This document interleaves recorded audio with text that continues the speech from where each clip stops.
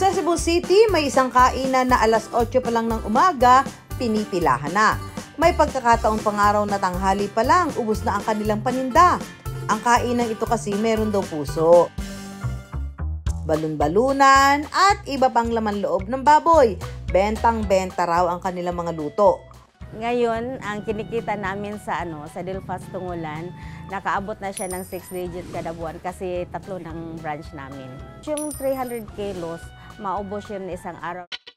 Tiba-tiba raw ang kita ng person, kaya pakape-kape na lang sila after work.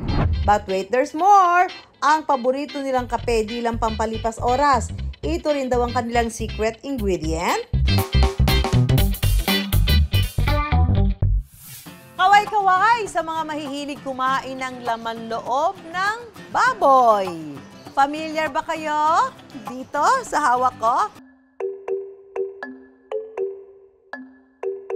Amuyin mo muna. Mag-emote ka sa camera. Amuyin mo muna. Bango. Tingnan mo nga. Sarap, crunchy. Isaw ng baboy. Ano sa tingin mo to? Kung ano yan? Parang chitarang bulaklak. Isaw ng baboy. Isaw po ng baboy. Ang tamang sagot, tumbong ng baboy o yung bahagi sa loob ng puwitan nito. Pero hep, huwag mandiri ha. Mabusisi nila itong inihahanda. Kaya ang resulta, bestseller ng Delfas Tungulan, ang bonggang tumbong. Naku, teka, balikan muna natin ang kanilang secret ingredient na kape. Iniisip nyo rin ba kung saan ito gagamitin? Ito na nga, i-reveal na namin mga kapuso.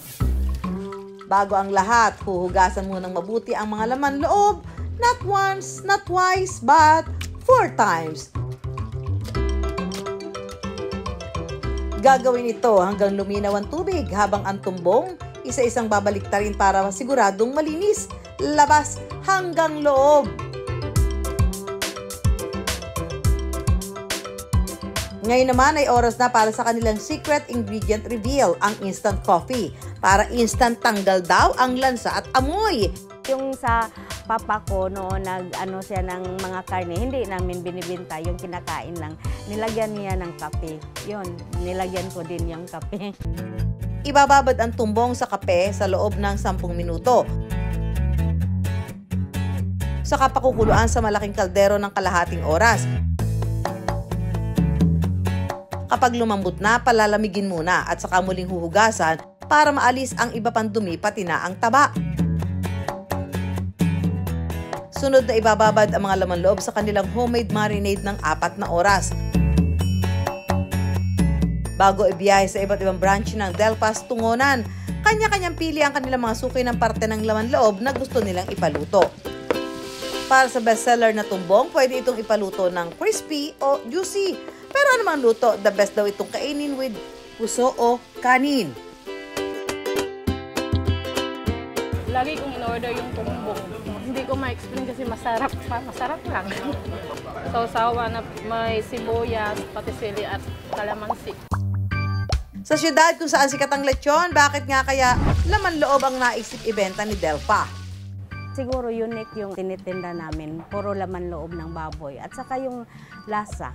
Yung lasa talaga, pag matikman mo, babalik yun, yung mga customer. Ang chika ni Delfa, hindi raw ito ang unang negosyo na kanyang pinatakbo. Kahit hindi ako nakapagtapos ng college, business-minded po talaga ako. Business ako ng jewelry, pautang noon kasi maganda pang bayaran noon. So, kahit anong mga business ko po. Kahirapan daw ang dahilan kung bakit hindi na nakapagtapos ng pag-aaral si Delfa. Yung wala kaming bahay, tumira kami ng squatter. Yung mga parents ko, parang hindi sila paaral sa amin doon talaga. Yun, gusto ko talaga yung yung anak ko hindi na makaranasan na naranasan ko noon. Noong 2008, nagbukas ang Delfas Tungulan. Yung pinuhunan ko, 25,000 lang po. Sa pagkumpra ng karne, sa pagkumpra ng soft drinks, tapos sa pagrenta ng pwesto namin, sa mga lahat-lahat, yung mga gas. Katuwang ang kanyang mister, silang dalawa lang ang nagsimula ng lahat. Isang buwan po nabawi na yung puhunan ko na 25,000 po. Malakas na yun eh. Tapos doon tinuloy ko pa, mas lalo siyang lumakas. Kailangan talaga yung hands-on ka po. Tapos ikaw talaga mag-manage sa business mo kasi doon talaga malakas ang pasensya mo sa lalo na sa mga customer. Pasensya lang po talaga. Dahil parami ng parami ang nakakakilala sa Delpas Tungonan, nagpasya silang magbukas na ng iba pang branch.